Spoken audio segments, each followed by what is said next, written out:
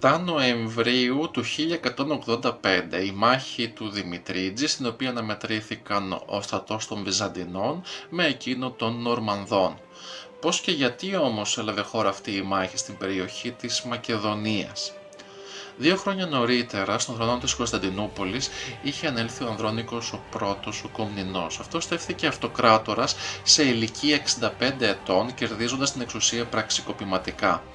Έως τότε ο βίος του θα μπορούσε να χαρακτηριστεί μυθιστορηματικός. Υπήρξε μεγάλος καρδιοκατακτητής και από το κρεβάτι του πέρασαν πάμπολες γυναίκες, από απλές καθημερινές κοπέλες μέχρι και πριγκίπισσες, και μάλιστα ορισμένες ήταν και συγγενείς του. Στον πρώτο της στέψης του βίου, ο Ανδρώνικος απέτυχε σε ορισμένες στρατιωτικές αποστολές που του είχε ανατεθεί, συντομότησε εναντίον του αυτοκράτορα, συνήψε σχέσεις που δεν είχαν την έγκριση της αυτοκρατορικής αυλής και άλλα. Έτσι, σε διάφορες φάσεις της ζωής του, είτε εχμαλωτίστηκε είτε φυλακίστηκε, ενώ δεν ήταν λίγες οι φορές που εξορίστηκε από τη βασιλεύουσα ή ακόμη και από την ίδια την αυτοκρατορία. Το 1180 ο αυτοκράτορας Μανουήλ ο πρώτος ο Κομνηνός απεβίωσε. Ο Μανουήλ ήταν πρώτος εξάδελφος με τον Ανδρώνικο. Νέος αυτοκράτορας στέφθηκε ο 11χρονος γιος του Μανουήλ, ο Αλέξιος ο δεύτερος. Επειδή όμως αυτός ήταν ανήλικος, την αντιβασιλεία ανέλαβε η μητέρα του, η οποία ήταν λατινικής καταγωγής και είχε χειροτονηθεί καλόγρια. Αυτή με τη σειρά της ανέθεσε την κυδαιμονία του ανήλικου αυτοκράτορα σε έναν εξάδελφό της, που πιθανότατα ήταν και εραστής της. Συνάμα όμως στην κυδαιμονία του ανήλικου αυτοκράτορα θέλησε να υφαρπάξει μια ετεροθαλής αδελφή του. Όλη αυτή η οικογενειακή διαμάχη για την εξουσία δημιούργησε ουσιαστικά ένα κενό εξουσίας που κράτησε 3 χρόνια. Τότε βρήκε την ευκαιρία ο Ανδρώνικος να καταλάβει τον θρόνο της Κωνσταντινούπολης, ανατρέποντας τον ανήλικο αυτοκράτορα και ανιψιό του. Ο Ανδρώνικος εκμεταλλεύτηκε τη λαϊκή δυσαρέσκεια στο πρόσωπο της αντιβασίλισσας, επειδή εκείνη ήταν ρωμαιοκαθολική στο θρήσκευμα και επειδή γενικότερα επί των ημερών της βασιλείας του Μανουήλ η εξωτερική πολιτική της αυτοκρατορίας ήταν φιλοδυτική. Η βασική αιτία λοιπόν αυτής της λαϊκής δυσαρέσκειας ήταν η θρησκευτική πολιτική. Έτσι ο Ανδρώνικος βάδισε εναντίον της Κωνσταντινούπολης με μουσουλμάνους μισθοφόρους. Υποστηρικτές του Ανδρώνικου ήταν και η στρατιωτική επικεφαλής της άμυνας της πρωτεύουσας. Έτσι εκείνος μαζί με τους μουσουλμάνους μισθοφόρους εισήλθε στην Κωνσταντινούπολη και την έθεσε υπό τον έλεγχό του. Το περίεργο ήταν ότι ο λαός της Κωνσταντινούπολης δεν επιθυμούσε τους χριστιανούς ρωμαιοκαθολικούς, αλλά ανέχθηκε τους μουσουλμάνους μισθοφόρους. Μία από τις πρώτες διαταγές του Ανδρώνικου ήταν η σφαγή των Λατίνων που ζούσαν στην πρωτεύουσα και είχαν στα χέρια τους την οικονομία της πόλης. Οικίες, ναοί και φιλανθρωπικά ιδρύματα των ρωμαιοκαθολικών λαιλατήθηκαν. Το πλήθος έκαψε τα πάντα, έσφαξε κληρικούς, γυναίκες, παιδιά, ηλικιωμένους, ακόμα και τους αρρώστους των νοσοκομείων. Όσον αφορά τον παπικό απεσταλμένο τον καρδινάλιο Ιωάννη, αυτός αποκεφαλίστηκε και το κεφάλι του ήρθε στους δρόμους της Κωνσταντινούπολης δεμένο στην ουρά ενός σκύλου. Από το προγκρόμα εναντίον των Δυτικών δεν γλίτωσαν ούτε τα μέλη της αυτοκρατορικής οικογένειας. Οι αδελφοί του ανήλικου Αλέξιου και ο σύζυγός της δηλητηριάστηκαν με εντολή του Ανδρώνικου. Ο Ανδρώνικος επίσης ανάγκασε τον Αλέξιο να υπογράψει την θανατική καταδίκη της Βασιλομήτωρος, η οποία στη συνέχεια στραγγαλίστηκε. Ακολούθως ο Ανδρώνικος ανακηρύχθηκε συναυτοκράτορας του ανήλικου Αλέξιου, αλλά δεν σταμάτησε εκεί. Ο 65χρονος Ανδρώνικος στραγγάλισε ακόμη και τον Αλέξιο. Εν συνεχεία στέφθηκε αυτοκράτορας και παντρεύτηκε την 12χρονη αραβωνιαστικιά του Αλέξιου, την κόρη του βασιλιά της Γαλλίας, την πριγκίπισσα Αγνή. Ο Ανδρώνικος βασίλεψε περίπου 3 χρόνια.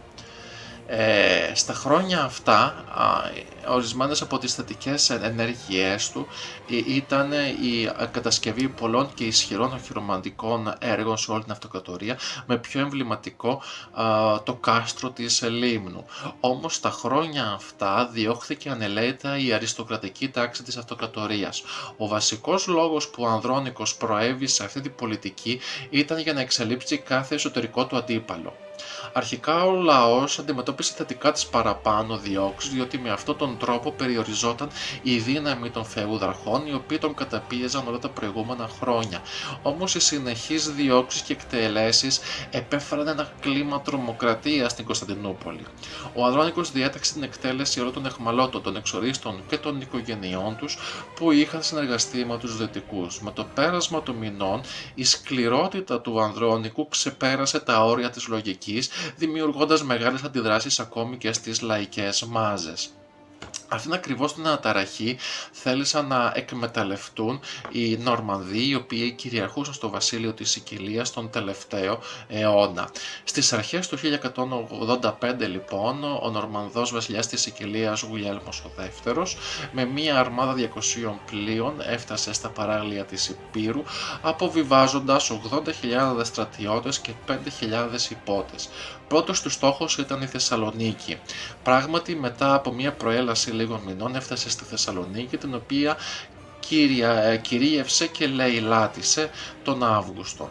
Οι απώλειες των αμυνωμένων ξεπέρασαν τους 7.000 νεκρούς. Ο πανικόβλητος Ανδρώνικος κατακερμάτισε τα βυζαντινά στρατεύματα σε 5 διαφορετικές στρατιές, που σκοπό θα είχαν να εμποδίσουν τους Νορμανδούς να πλησιάσουν τη βασιλεύουσα. Όμως και οι 5 στρατιές ιτήθηκαν. Το εναλλακτικό σχέδιο του Ανδρώνικου ήταν να συγκροτήσει έναν στόλο 100 πλοίων, ώστε να εμποδίσει τον αντίστοιχο Σικελικό να φτάσει στη θάλασσα του Μαρμαρά. Εν τω μεταξύ, ο Ανδρώνικος είχε διατάξει τον αναδασμό των καλλιεργούμενων γεών. Αυτό σήμανε την αρπαγή όλων των κτημάτων από τους φεουδάρχες και την αναδιανομή των γεών αυτών στους ακτήμονες. Αυτή ακριβώς η διαταγή ήταν που έδωσε την αφορμή στους ήδη δυσαρεστημένους βυζαντινούς φεουδάρχες να αναλάβουν δράση και να ανατρέψουν τον Ανδρώνικο. Σχεδόν 2 εβδομάδες μετά από την άλωση της Θεσσαλονίκης, στο στόχαστρο του Ανδρώνικου τέθηκε ο ισχυρός ευγενής Ισαάκιος Άγγελος. Όταν οι εντεταλμένοι του αυτοκράτορα πήγαν στο σπίτι του για να τον συλλάβουν, εκείνος τους θανάτωσε και να ζήτησε άσυλο στην Αγία Σοφία. Από εκεί κάλεσε τον λαό της Κωνσταντινούπολης σε εξάγερση. Ο Ανδρώνικος απουσίαζε από την πρωτεύουσα για να αντιμετωπίσει τους Νορμανδούς, οπότε οι στασιαστές τον κήρυξαν έκπτωτο και νέο αυτοκράτορα ανέδειξαν τον Ισαάκιο. Όταν ο Ανδρώνικος επέστρεψε στην Κωνσταντινούπολη και πληροφορήθηκε τα συμβάντα, προσπάθησε να φύγει κρυφά. Όμως οι στρατιώτες του Ισαάκιου τον συνέλαβαν και τον παρέδωσαν στο εξαγριωμένο πλήθος. Ο όχλος λιντσάρισε τον Ανδρώνικο, του ξερίζωσε τα μαλλιά, του έβγαλε τα δόντια, του έβγαλε το ένα μάτι, του έκοψε το ένα χέρι και συνεχώς έριχνε καυτό νερό στο πρόσωπό του. Τα βασανιστήρια του Ανδρώνικου κράτησαν 3 ημέρες.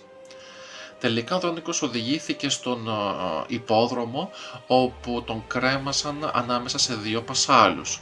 Εκεί 2 Λατίνοι στρατιώτες ανταγωνίζονταν για το ποιος θα χώσει βαθύτερα το σπαθί του στο σώμα του πρώην αυτοκράτορα. Ο Ανδρώνικος πέθανε στις 12 Σεπτεμβρίου του 1185. Ήταν ο τελευταίος του οίκου των Κομνηνών που στέφθηκε αυτοκράτορας του Βυζαντίου. Λίγες ημέρες αργότερα τα νέα μαθεύτηκαν και στη Θράκη, που στρατοπέδευε ο γιος του Ανδρώνικου, ο Ιωάννης. Τότε και ο Ιωάννης δολοφονήθηκε από τους στρατιώτες του. Οι εγγονοί του Ανδρώνικου, ο Αλέξης και ο Δαβίδ, ήταν εκείνοι που αργότερα θα ίδρυαν την αυτοκρατορία της Τραπεζούντας μετά την άλωση της Κωνσταντινούπολης από τους Σταυροφόρους το 1204. Ενώ αυτά συνέβαιναν στην Κωνσταντινούπολη, οι Νορμανδοί συνέχιζαν να προελάβουν στη Μακεδονία. Ο στρατός τους είχε χωριστεί σε 3 τμήματα. Το πρώτο παρέμεινε στη Θεσσαλονίκη για να προστατεύσει την πόλη.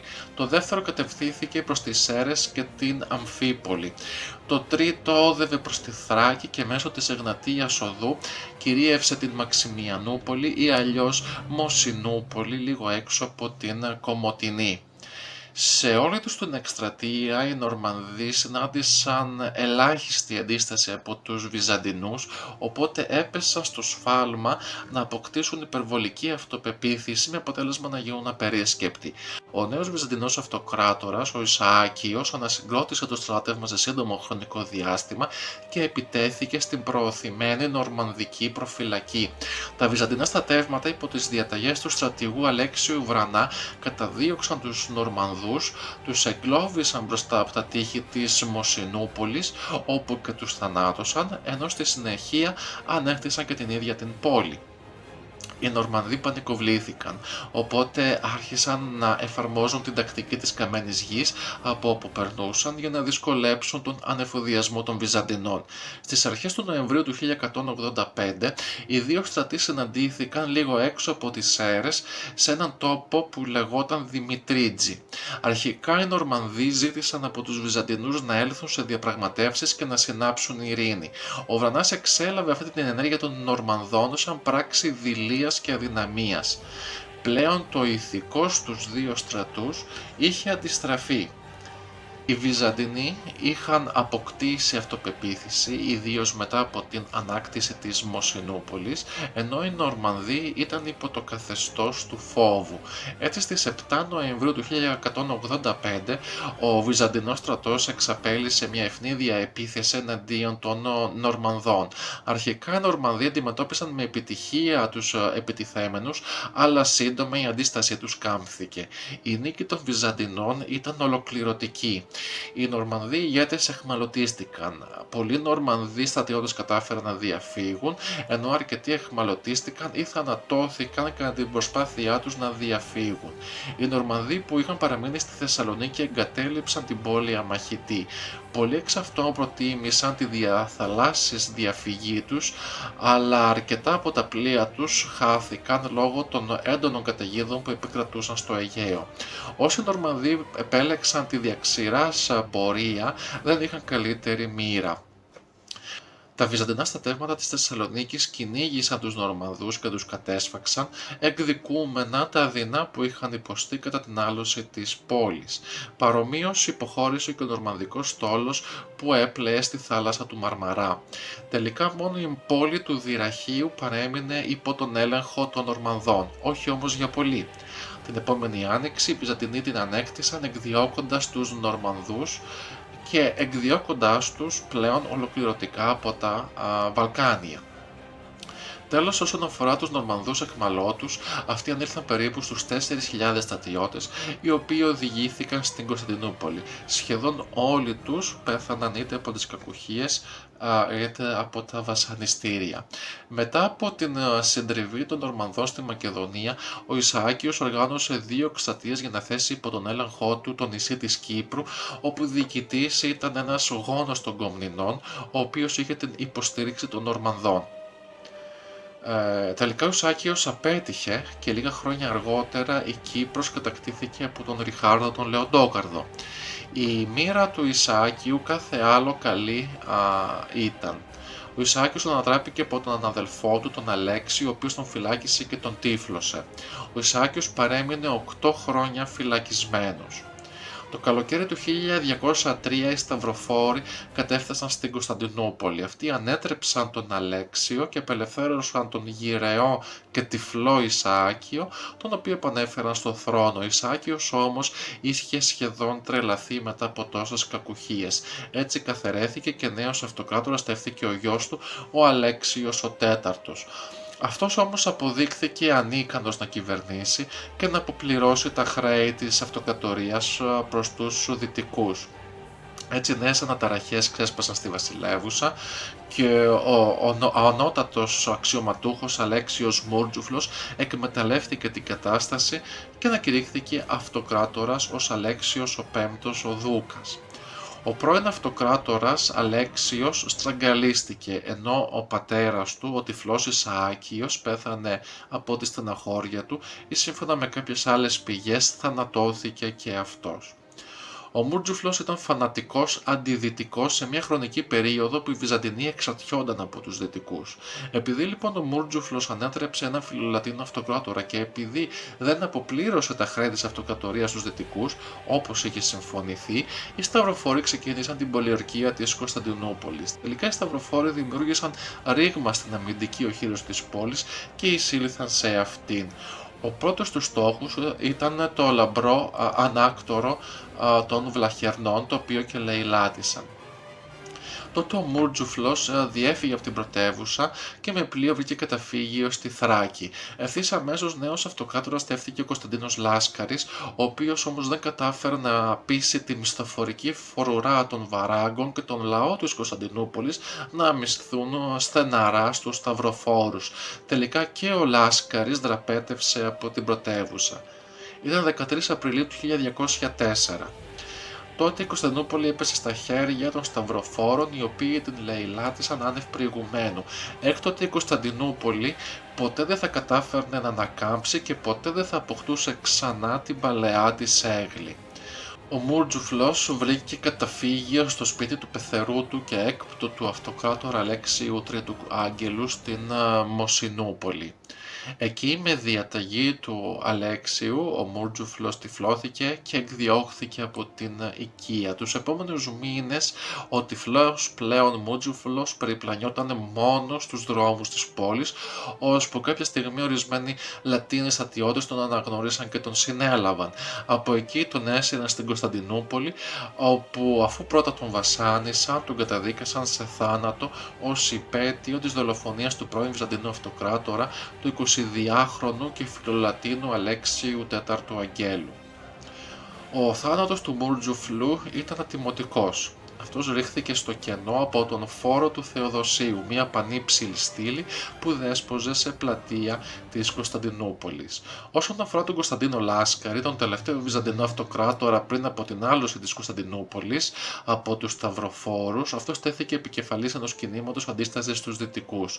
Η τελευταία αναφορά για εκείνον γίνεται στη μάχη του Αδραμητίου, όπου στο ομώνυμο μέρος, στις Μικρασιατικές ακτές απέναντι από τη Λέσβο, ο στρατός των Βυζαντινών αντιμετώπισε εκείνο των Δυτικών.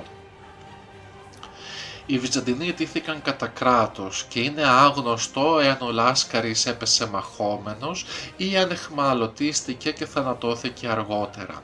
Ακολούθως ο αδελφός του, ο Θεόδωρος Λάσκαρης, ήταν εκείνος ο οποίος θα ίδρυε την αυτοκρατορία της Νίκαιας.